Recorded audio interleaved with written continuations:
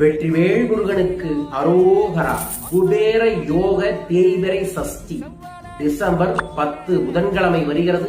ஆண்கள் தலைக்கு எண்ணெய் தேய்த்து, முகத்தில் பெண்கள் மஞ்சள் தேய்த்து குளித்த பிறகு உங்க வீட்டுல 6 தீபத்தை ஏற்றி வைத்து, அதற்கு சென்டர்ல உங்க வீட்டுல இருக்கக்கூடிய முருகன் வேலை வைத்து, உங்க கையாலேயே வாழைப்பழத்தை, பேரிச்சம்பழத்தை, தேன், அதற்கப்புறம் கரும்பு சர்க்கரையை போட்டு கலந்து பஞ்சாமிரத்தை தயார் பண்ணி, பஞ்சாமிரத்தால் அந்த முருகன் வேலுக்கு அபிஷேகம் செய்யுங்க.